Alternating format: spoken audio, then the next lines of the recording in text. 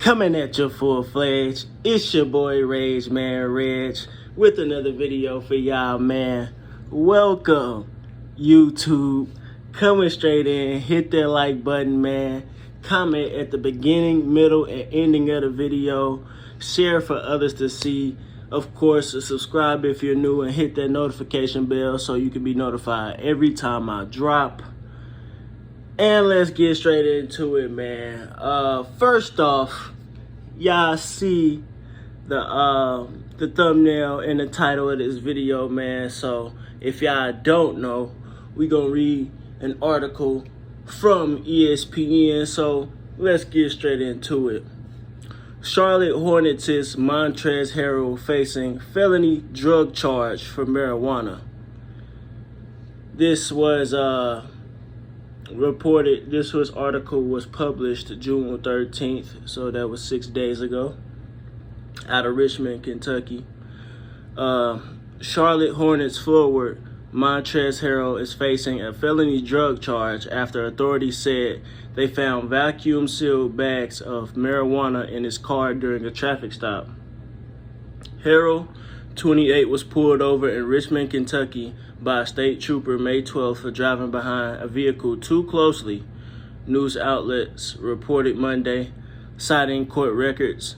The trooper said he smelled marijuana and after a search, discovered 3 pounds of marijuana in vacuum-sealed bags inside a backpack in the back seat. Harrell has been charged with trafficking less than 5 pounds of marijuana. If convicted on that count, he could face up to 5 years in prison. He is scheduled for a preliminary hearing on July 13th in Madison County District Court. Harrell, a former star for Louisville, has played 7 seasons in the NBA, including 3 seasons with the Los Angeles Clippers and 2 with the Houston Rockets. He was acquired by the Hornets in the trade with the Washington Wizards at the trade deadline and averaged 11.4 points and 4.3 rebounds while shooting 64.5% from the field. Harrell will be a free agent this summer. It was not immediately clear whether Harrell had an attorney who could comment on his behalf. The Hornets declined comment, according to the Charlotte Observer. Now, y'all heard that, man. He potentially could be charged with trafficking less than 5 pounds of marijuana and could face up to 5 years in prison.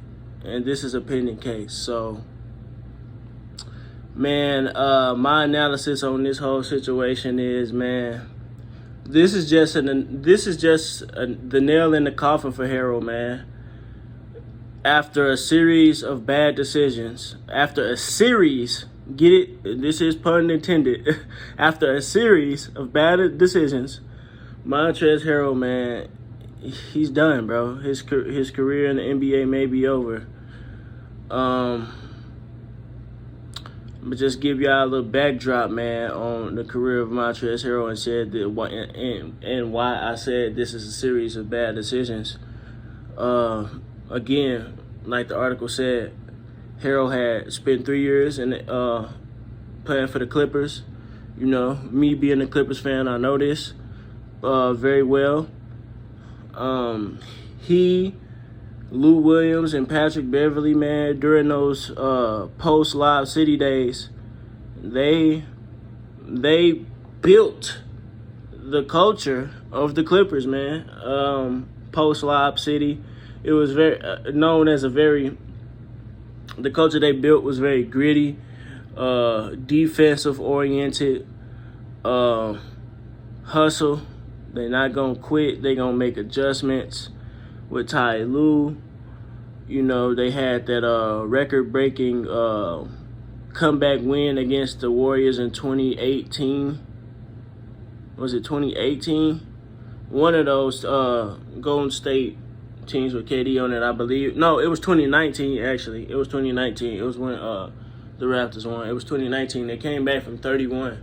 And I remember watching that.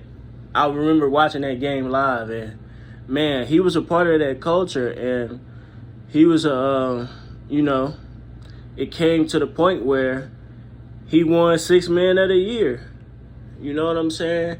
And in that year, that was his best year. What year was that when he won Sixth Man of the Year?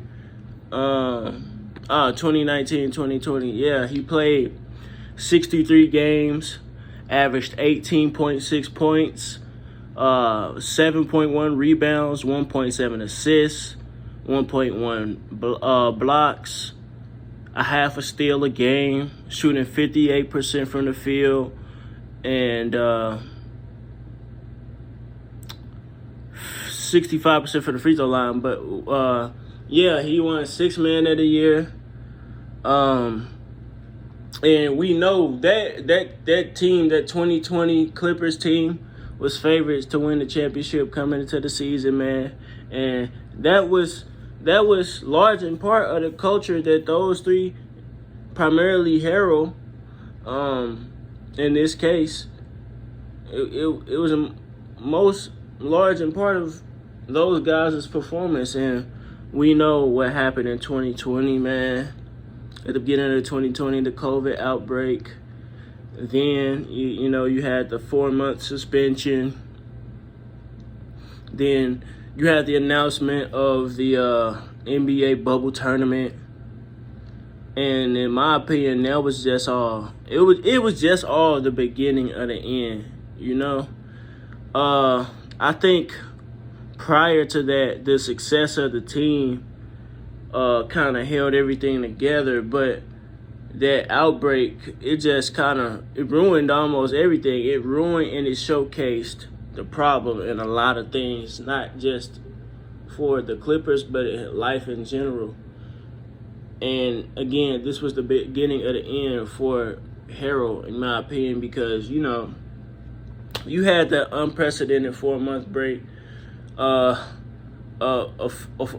4-month early vacation. So, a lot of players got into their off-season element in terms of what they do personally. And,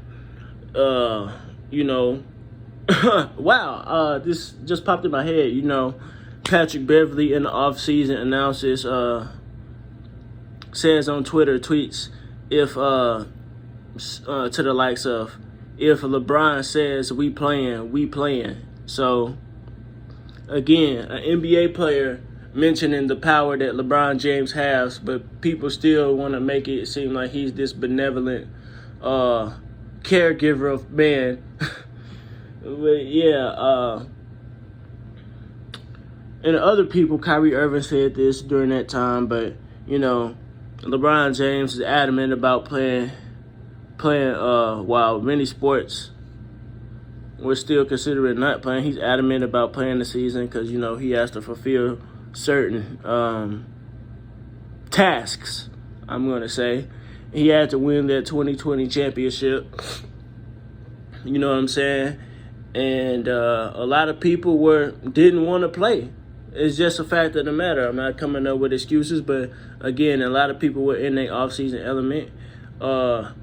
In the middle of all this, the outbreak and that dynamic, they're called to come back to work, unless you had an absolute reason not to, or the choice if you didn't want to play or not. I believe if you didn't want to play, you had the choice not to. But yeah, that happened. Then, with the Clippers specifically, we heard with the acquisition of Paul George and Kawhi Leonard that those three guys, man, they got a bit upset. They got a little bit salty that they were being not prioritized as those guys. And I always found that kind of silly because you guys did build the culture, but did you guys think Steve Ballmer, the new owner of the team, was just gonna make a championship team around you guys? You guys are great pieces, or at least could have been great pieces for a Clippers championship run, but you guys are role players. You know what I'm saying? You guys are not a all-star caliber talent, like perennial all-star caliber talent like Paul George, or you're not a superstar like Kawhi Leonard is. So I don't understand what they was expecting. Then when you come into the bubble, you kind of see the mental collapses against Luka Doncic. I mentioned this back in my conference finals review. We had problems with Luka in the bubble. We had problems with him individually. He was cooking everybody, but we still ended up winning in 6 games. Or was it 6? Yeah, it was 6 in 2020. Yeah, we had problems. Then we had the ultimate mental collapse, the 3-1 lead blowing. We blew a 3-1 lead. That's just a 3-1 lead. Whenever somebody blows a lead, that's a chemistry, coaching, and mentality issue. It ain't even execution. If you blow a 3-1 lead, all you got to do is win 1 game and you lose 3 in a row. Like, that happens. And you got the lemon pepper lose situation. You got Patrick Beverly getting cooked by Luka Doncic. You got Harrell acting a clown, saying stuff, leaking stuff to other teams and stuff, trying to mess up the chemistry in your own team's locker room, being an informant for your own team. You got all that going on. That was all the contributing factor to, the collapse of the Clippers in 2020. I'm pretty sure some people know that. But if you didn't, that's why. And following up with that, you got the 2020 offseason, which really wasn't that long for a lot of teams. Which was very short for teams like the Miami Heat, Los Angeles Lakers, of course. But yeah, you have the 2020 offseason, which I like to call for this video the Montrezl Harrell Revenge Tour. Harrell, he had the option to take changing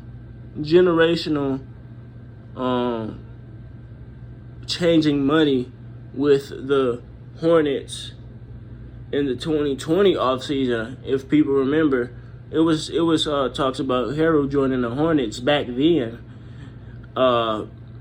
around probably for not a max deal, but something around like a 3-4 year, $80-90 million contract. He had the chance to take that, or again, he had the option to,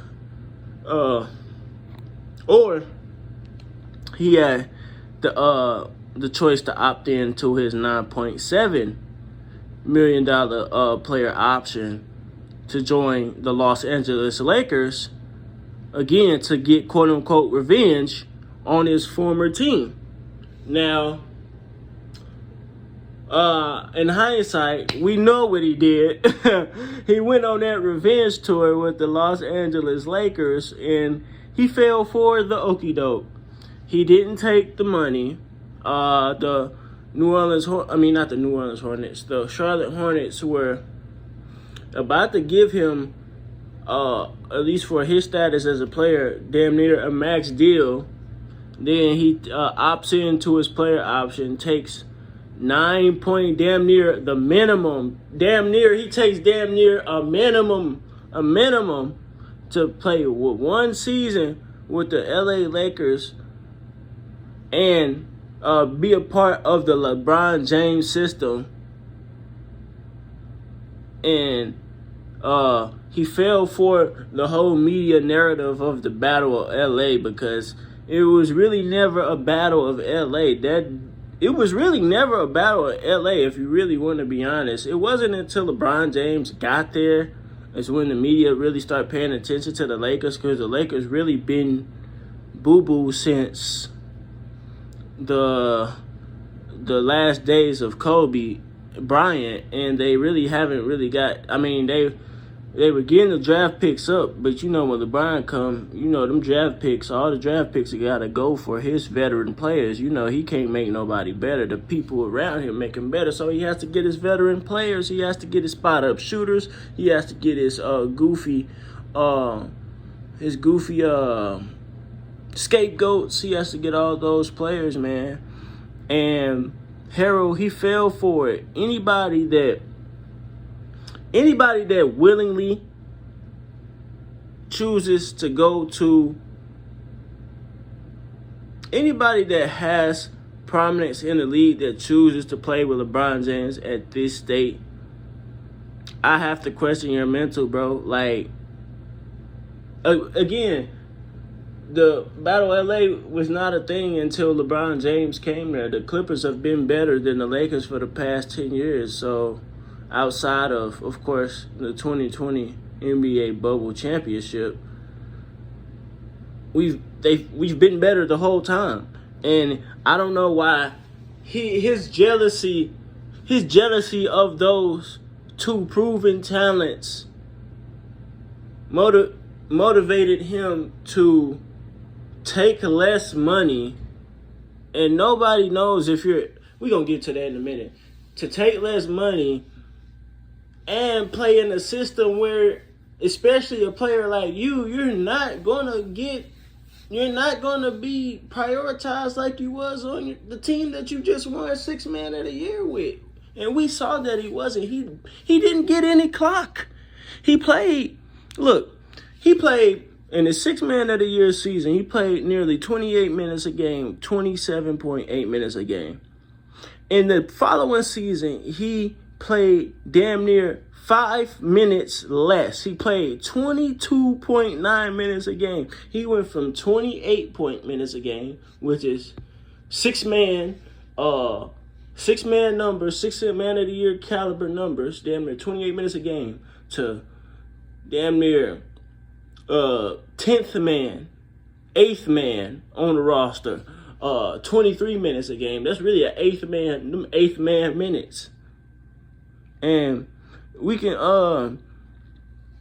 read his stats from the following seasons just to show you the decrease in production. The LA Lakers season, again, he averaged 23 minutes a game, 22.9 to be exact.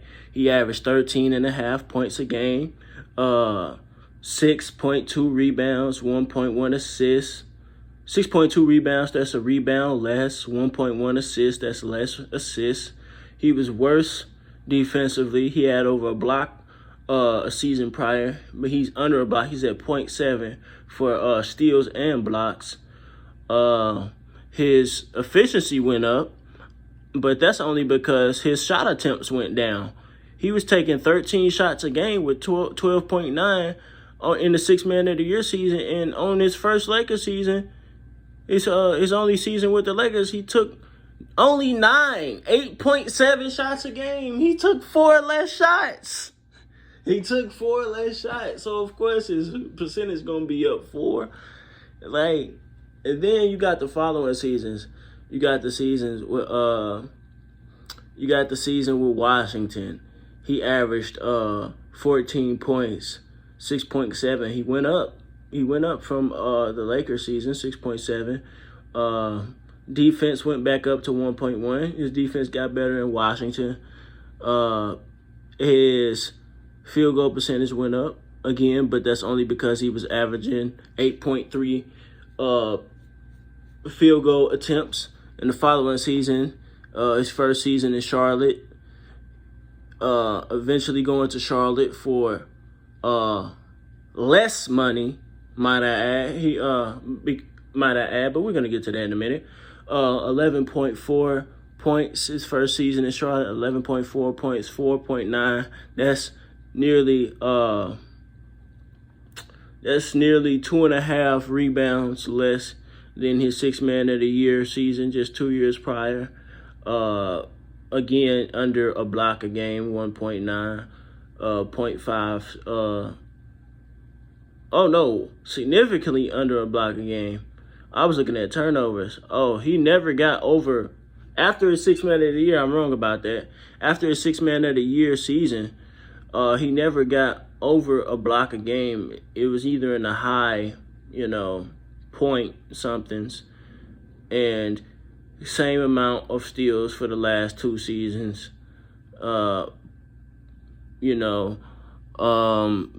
Again, same field goal percentage, 6.9 field goal attempts this season. Like, we can call his career from 2020 forward from high to mids. And that is a pun intended. From high to mids, if you get what I'm saying. Yeah, man. This is not good. You know, he fell for the okie doke. He fell for the Battle of LA nonsense. He thought that LeBron James, oh my God, he fell for the LeBron James scheme, thinking he was about to be prioritized more. Hey, let's go get this ring to beat Kawhi and the Lakers and the Clippers, man. Come over here, join the gang. You know what I'm saying? Join Death Row, man. We gon' kill the East Coast type shit. Montrezl Harrell fall for that okie doke. He's not prioritized like he was the following season. He's not hell, at the end of the season, he wasn't even getting played. The past 2 seasons, he hasn't got above 15 points a game. In his 6 Man of the Year campaign, he was averaging nearly 19 points. He ain't been over 15. Last season, he averaged 11.5 points a game, taking 7 shot attempts when he was taking 13. Almost averaging nearly 19 2 years prior. Like, man, and then eventually he goes to the team he eventually was going to go to anyway for less money, taking another stint in Washington, somewhere that he didn't want to be. Like, I'm sure he didn't. Man, he ended up getting traded for Russell Westbrook. Yeah, he ended up getting traded for Russell Westbrook. Like, man, him and Kyle Kuzma. But, yeah, man, wow, he ended up taking money for less. He ended up taking the deal with Charlotte for less money. His production hasn't been the same. He's an unrestricted free agent this season. Again, his production has taken a steep fall, so there's no big money in his future just off his production. The media, nobody feels sorry for the media for you on either side, on the Fanatic side, because anybody that comes to a LeBron James team and doesn't deliver immediately to the immediate championship to LeBron, you're gonna be a scapegoat, and your stats just add, validity to them using you as a scapegoat. Then the stuff you saying in the media about you not being featured, like on that side of the people who actually know what they're looking at, we don't feel sorry for you because, dude, you signed. You went to the Lakers, bro. You opted in your $9.7 million, like, to play with LeBron James and a declining superstar, LeBron James, who's set in his ways, who plays no defense, who plays in this non-winning ass style, who been playing in this non-winning ass style, and fucking Mr. Glass, Anthony Davis, man, like, you chose to do that. We don't feel sorry for you. Same thing with Dennis Schroeder. Like, you declined $80 million to play with. You declined $80 million to wait. Did he decline $80 million? I think he declined $80 million. Something.